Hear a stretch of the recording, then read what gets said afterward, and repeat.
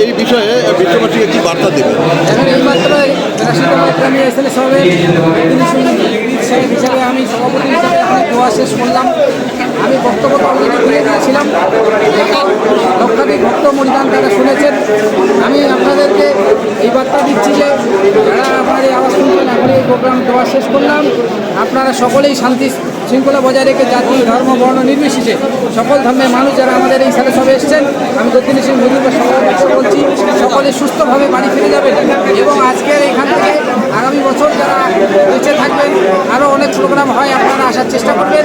তার সঙ্গে ভারতবর্ষের সমস্ত ধর্মের মানুষ, বাংলার মানুষ, সমস্ত প্রশাসনিক আধিকর্তা থেকে শুরু করে সকল ডিপার্টমেন্টের লোককে আমি স্যালুট জানাই, ধন্যবাদ জানাই, ওয়েলকাম জানাই।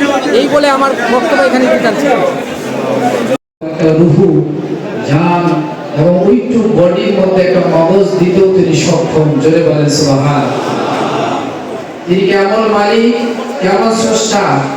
আজকে স্রষ্টার সৃষ্টির নিদর্শন দেখে যারা একচ্ছত্র জগতের মালিককে খুঁজে পায় তারাই হচ্ছে সুফি, তারাই হচ্ছে সাফা, তারাই হচ্ছে ওলি আল্লাহ। জোরে বলেন সুবহান। যারা জগতের সমস্ত দিকে চলতে যেদিকে তাকায় মহান প্রভুকে খুঁজে পায়, আকাশের দিকে তাকালো প্রভুকে খুঁজে পায়, জমিনে ইবাদত করলো প্রভুকে খুঁজে পায়, কাজ জমিতে করছেন আপনারা নিজের কর্ম সেখানেও প্রভুকে খুঁজে পাচ্ছেন, আপনারা মসজিদ মাদ্রাসায় যাচ্ছেন সেখানেও নিজের প্রভুকে খুঁজে পাচ্ছেন। এইভাবে প্রত্যেক কর্মের মাঝখানে যারা নিজের স্রষ্টাকে চিনতে সক্ষম হয় ওই মানুষগুলো সুফি নিজাম অর্থাৎ ওলি আল্লাহ হয়, নচেতবা ওলি আল্লাহর মুরিদ হতে পারে। জোরে বলেন আওয়াজ দিয়ে বলেন সুবহানাল্লাহ। আমরা হক্কানি দরবারের মুরিদান, আমরা একবার তাকবীরটা লাগাবো, বেশি বক্তব্য দেব না, কারণ ওয়াজ করলে মাগরিব পর্যন্ত আপনাদের শুনতে মন চাইবে। হুজুর কথাগুলো বলছে আমরা শুনি, এটা গর্বের বিষয় নয়। আল্লাহ পাক বলার যথেষ্ট শক্তি দান করেছেন, বলতে সক্ষম আছি কিন্তু নয়। আর কালকে থেকে এই পর্যন্ত শুরু নয়, দীর্ঘদিন আমাদের ছোট বড় প্রোগ্রাম রাত দিন চলছে। আমাদের শরীর আছে, আপনাদের শুধু ভালোবাসার কারণে আমরা বিভিন্ন জায়গায় এখানে বসেছিলাম। কমিটির সদস্য বৃন্দরা তাদের জায়গায় ছিলেন, আমরা হুজুর বা আমি গদ্দির সিং হিসাবে আমিও একটা জায়গায় বসেছিলাম। আমি সেদিকে বক্তব্য দিয়ে সময় নষ্ট করবো না, আমি শুধু একবার তাকবীর দিতে চাই, এই তাকবীরের আওয়াজ শুনতে চাই।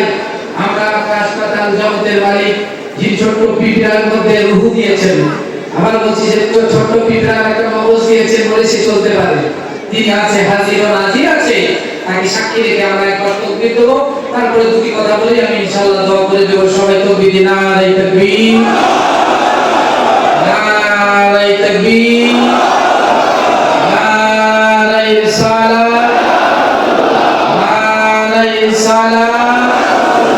কোরআন হাদিস যেখানে,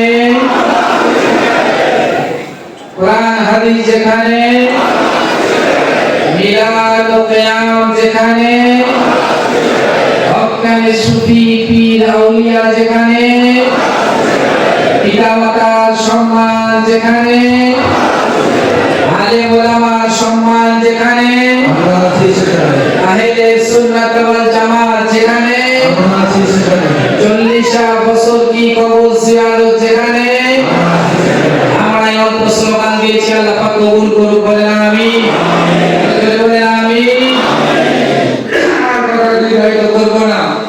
কোরআনের দৃষ্টিকোণ থেকে শুধু দুটো নলেজ দিয়ে যাই, পীর হিসাবে, হুজুর হিসাবে আপনারা যারা ভালোবাসেন, আপনাদের প্রয়োজন আমার আছে, আমাদের প্রয়োজন আপনাদের আছে। এই সম্পর্ক স্থিতি নজরানার মাধ্যমে নয়, গদিবাদে টাকা লেনদেনের মাধ্যমে নয়, এই সম্পর্ক স্টেজ থেকে বুঝে নিতে হবে। আত্মার সম্পর্ক যদি করতে পারি আমরা, কলবের সম্পর্ক, হৃদয়ের সম্পর্ক, অন্তরের সম্পর্ক যদি আমরা কোরআন সুন্নাহ দৃষ্টিতে তৈরি করতে পারি, তবেই আমরা সাইয়্যিদ ইকরামুল হক রাহমাতুল্লাহ আলাইহির হক সিলসিলার আওলাদ তথা মুরিদান হয়ে আমাদের পরজগতে চারটা মঞ্জিল আল্লাহ আমাদের পার করে দিবে। জোরে বলেন সুবহানাল্লাহ। সেই দৃষ্টিকোণ থেকে কোরআন শরীফে 114 খানা সূরা, তার মধ্যে 4টা বিশেষ সূরায় 4 খানা সূরায় আল্লাহ 7 প্রকার নফসের বয়ান করেছেন। কয় প্রকার? অল্প কথাই শেষ হবে 2-3 মিনিট। কয় প্রকার? 7 প্রকার। এক প্রকার নফস হচ্ছে নফসে আম্মারা, দ্বিতীয় প্রকার নফস হচ্ছে নফসে লাওহামা, তৃতীয় প্রকার নফস হচ্ছে নফসে মুলহিমা, চতুর্থ প্রকার নফস হচ্ছে নফসে মুতমাইন্না, পঞ্চম নাম্বার নফস হচ্ছে নফসে মাদিয়া, 6 নাম্বার নফস হচ্ছে নফসে রাদিয়া, 7 নাম্বার নফস হচ্ছে নফসে কামিলা। জোরে বলে সুবহানাল্লাহ। এরা থেকে বললাম কোরআন শরীফে এগুলো খুঁজে পাবেন। সেদিকে আমি যাচ্ছি না। কামেল নফস শুধু নবী রাসূলদের। তারা 7টা জগৎ আছে। রূহের জগতে কামেল, মায়ের পেটে কামেল, এই দুনিয়ায় নবী রাসূলগণ কামেল, কবরের জগতে কামেল, হাসরের জমিনে কামেল, ফুলসিরাতের কুলে তারা কামেল, সর্বশেষ জান্নাতুল ফেরদাউসের উচ্চ মাকামে তারা কামেল রূহ হিসেবে যায়। তাই তাদেরকে নফসে কামিলা বলা হয়েছে কোরআন শরীফে। জোরে বলে সুবহানাল্লাহ। আমরা সাধারণ মানুষের নফস 2-3টার মধ্যেই আমরা ঘোরাফেরা করি। একটা নফস হচ্ছে নফসে আমারা, আর একটা নফস হচ্ছে নফসে লাওহামা। এই কথাটা বুঝেই শেষ করছি। একটা নফস হচ্ছে নফসে আমারা, একটা নফস হচ্ছে নফসে লাওহামা। আমাদের এই বডি, আপনার এই বডির ভিতরে, আমাদের প্রত্যেকের বডির ভিতরে নফস থাকতে পারে। নফসে আমারা শক্তি যার বেশি আছে, ওই মানুষটা 50% শক্তি যার বেশি হয়। নফসে আমরার বাংলা মানে হলো ক্ষতিগ্রস্ত আত্মা, ক্ষতিগ্রস্ত নফস। এ আপনাকে শুধু খারাপ কাজ করাবে। নফসে আমরা 50% এর বেশি শক্তি যখন পেয়ে যায়, তখন মানুষ একটা মুসলমান ইমানদার হওয়ার পরও সে মিথ্যাবাদী হয়ে যায়, চোর হয়ে যায়, ডাকাত হয়ে যায়, মাতাল হয়ে যায়, জেনাখোর হয়ে যায়। এইরকম যত কোরআন সুন্নাহ বিরোধী কাজ আছে, যার দ্বারা হয়ে যায় বেশি 50% এর বেশি, কোরআন সুন্নাহ দৃষ্টিতে তাকে বলা হয় নফসে আমরায় বশীভূত নফস। এই নফস নিয়ে কবরে গেলে ঈমান নিয়ে কবরে যাওয়া যাবে না। জোরে বলে নাউজুবিল্লাহ। তাহলে এই নফসে আমরার সঙ্গে আরেকটা নফস আছে নফসে লাওহামা। কি নাম? আওয়াজ দেন। নফসে লাওহামা, সেটাও আপনার বডির ভিতরে আল্লাহ দান করেছে। নফসে লাওহামা হচ্ছে তার বিপরীত। নফসে লাওহামা হচ্ছে জাগ্রত নফস।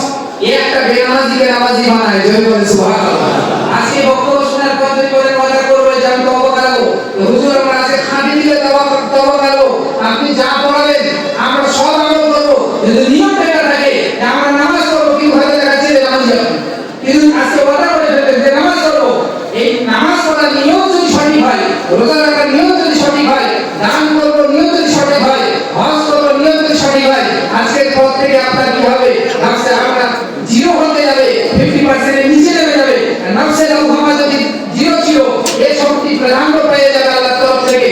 নফসে লাওহামা 1, 2, 5, 10 করতে করতে যখন 70, 80, 90% নফসে লাওহামা শক্তি কোনো মুসলমানের ভিতরে তৈরি হয়ে যায়, ওই মুসলমানটা তখন নামাজ ছাড়ে না, রোজা ছাড়ে না, ঈমান ছাড়ে না, কবরের আযাবের ভয় ছাড়ে না, আমাদের বিশ্বাস বেশি করে, আল্লাহ নবীকে তখন সে খুঁজে পায়। জোরে বলে সুবহানাল্লাহ। একে বলা হয় নফসে লাওহামার অধিকারী। নফসে লাওহামার অধিকারী হয়ে আপনারা যদি কবরে আসতে পারেন, আল্লাহ সূরা জুমার শেষে বলছেন, ইয়া আইয়ুহান নাফসুল মুতমাইন্না তুরজিই ইলা রাব্বিকা রাদিয়াতান মারদিয়া ফাদখুলি ফি ইবাদি ওয়াদখুলি জান্নাতি। জোরে বলে সুবহানাল্লাহ। আল্লাহ সূরা জুমার শেষে বললেন যে নফসে লাওহামা সম্পর্কে তোমরা হুজুরের কাছে শুনছো, নামাজি হয়ে যাও, রোজাদার হয়ে যাও, ঈমানদার হয়ে যাও, আজকে থেকে নিয়ত সঠিক করে নাও, ভালো মানুষ, ভালো ছেলে মেয়ে হওয়ার চিন্তা করো, ভালো নেতা হওয়ার চিন্তা করো, ভালো পীর হওয়ার চিন্তা করো, সবকিছু ভালো আলেম হওয়ার চিন্তা করো, বক্তা হওয়ার চিন্তা করো, ভালো ইমাম হওয়ার চিন্তা করো, ভালো নামাজি হওয়ার, এই ভালো শব্দটা যেন তোমাদের সঙ্গে থাকে। ভালো মেয়ে হওয়ার চিন্তা করো, ভালো মহিলা হওয়ার চিন্তা করো। এই শব্দগুলো যদি তোমাদের বডির ভিতরে তৈরি করতে পারো, আল্লাহ বলতে সূরা জুমায় ইয়া আইয়ুহান নাফসুল মুতমাইন্না, তখন আমি তোমাদের কি ডাকবো? হলদিবাড়ির উত্তর বাংলার মুসলমান বলে নয়, বলবো হে আমার শান্তি প্রিয়, প্রশান্তি প্রিয় আত্মার অধিকারীগণ। জোরে বলে সুবহানাল্লাহ। মুতমাইন্না, শান্তিময়, প্রশান্ত প্রিয়, তোমরা নফস হয়ে গেছো আল্লাহর কাছে, আল্লাহ তোমাদের ঠিকানা জান্নাতে করবে। জোরে বলে সুবহানাল্লাহ। আমরা আসবাবপন্থী মানুষ নাকি? আমরা কিনতে পারি, আমাদের খানকা জেগে হয়, হয় কি না হয়? অনেক জায়গায় হয়, অনেক জায়গায় হয় না। আমি এখান থেকে শেষ কথা এটাই বলবো, আমার বাংলা আসলে ভক্ত মহিলাকে আপনাদের প্রত্যেক যে যেখান থেকে এসেছেন, আপনাদের গ্রামে একটা করে একটা খানকা তৈরি করুন। হালকা জেগে মাসে একদিন হলো করুন। আমাদেরকে বলবেন আপনাদের, আমাদের অনেক ওস্তাদ আছে, আলিম আছে, তারা যাবে। আপনারা হালকা জেগে করবেন ইনশাআল্লাহ। আল্লাহ সবাইকে এবার তৌফিক দান করুন। সবাই বলেন আমিন। সবাই আজান শেষ হয়ে আর বক্তব্য শেষ, আপনি দোয়া হবে, আপনারা বসেন।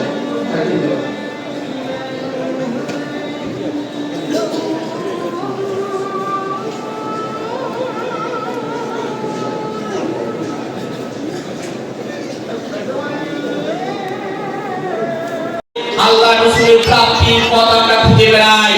আমরা এখান থেকে সৌহার্দ্যে ভ্রাতৃত্ববোধে সাম্যবোধে বার্তা দেই।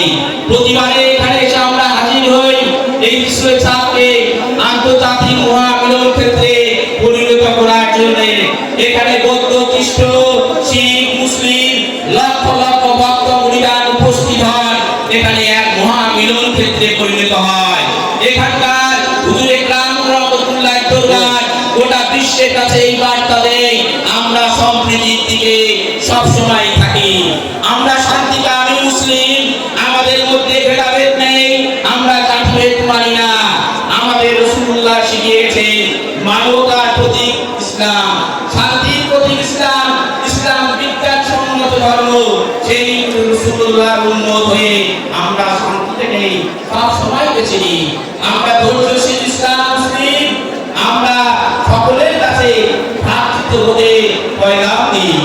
আমরা এখানে উপস্থিত থেকে দেখেছি সমস্ত জাতির মানুষ যেমন এসে মহামিলনে পরিণত হয়েছে, কারোর মধ্যে দেশ নেই, হিংসা নেই, বিদ্বেষ নেই। এখানে আমরা আরো দেখেছি এ দরবার কোনো পলিটিক্যাল পার্টির কালার নেই। এখানে সবাই একরাম রহমতুল্লাহ মুরিদান আশিকি হিসেবে আসে তেনার দোয়া নেওয়ার জন্য। এখানে হলদিবাড়ির প্রশাসনকে আমরা ধন্যবাদ জ্ঞাপন করি। কমিটির পক্ষ থেকে আইসি সাহেব অক্লান্ত পরিশ্রম করেছেন। এসপি সাহেব, বিডিও ম্যাডাম, এসপি সাহেব, প্রশাসনিক মহলকে আমরা অন্তরস্থল থেকে কৃতজ্ঞতা জ্ঞাপন করি, ধন্যবাদ জানাই, মোবারকবাদ জানাই। আমরা আরো ধন্যবাদ জানাই রাজ্য ও কেন্দ্রীয় সরকারকে, তার বিভিন্ন আধিকারিক প্রতিষ্ঠানকে। তাদের পরিষেবায় আমরা সুষ্ঠুভাবে স্পেশাল সুসম্পন্ন করতে পেরেছি ইনশাআল্লাহ। আমরা এও বলি যে আগে যে আমাদের সেক্রেটারি লুৎফর রহমান সাহেব বলে গেছেন যে আমাদের এমএলএ সাহেবের সহযোগিতায় যেমন একটা আমরা অতিথি নিবাস মাননীয় মুখ্যমন্ত্রীর কাছ থেকে একটা আশ্বাস পেয়েছি, এটা মাননীয় হচ্ছে। সেই সঙ্গে আরেকটা বার্তা আপনাদের জানাই, জলপাইগুড়ি এমপি জয়ন্ত রায় সাহেব উনি এসেছিলেন, ওনার কাছে আমরা একটা বার্তা দিয়েছি, একটা আবেদন করেছি যে হলদিবাড়ি হুজুর সাহেবের নামে একটা ট্রেন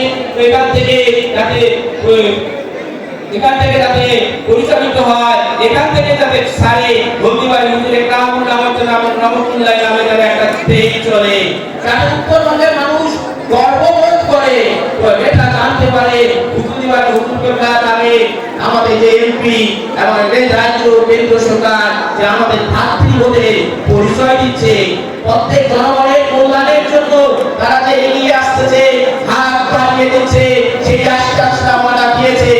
আমরা আশা রাখি যে মাননীয় এমপি সাহেব জয়ন্ত রায় বাবু উনি হুজুর একরাম রহমতুল্লাহ নামে একটি ট্রেন চালু করবেন, সেই প্রচেষ্টার আশ্বাস দিয়েছে। এই জন্য আমরা যেমন পরমহংস সাহেবকে ধন্যবাদ জানাই, তেমনি এমপি সাহেবকেও ধন্যবাদ জানাই, ধন্যবাদ জানাই রাজ্য কেন্দ্রীয় সরকারকে। আমরা প্রত্যেকে এখানে উপস্থিত হয়েছি হুজুর একরাম রহমতুল্লাহ দোয়া নেওয়ার জন্য। এখানে আমাদের একটাই লক্ষ্য, একটাই উদ্দেশ্য, আমরা হুজুর একরাম রহমতুল্লাহ দরবারে এসে তেনার দোয়া নিয়ে আমাদের মনস্কামনা আল্লাহ রাব্বুল আলামিন যাতে কবুল করে। যার যার মনে নিয়ত আছে সেটা আল্লাহ রাব্বুল আলামিন যাতে কবুল করে, সেই জন্য আমরা সমবেত হয়েছি। এই দরবার তো জাতি দরবার। হ্যালো, ইকবাল সাহেব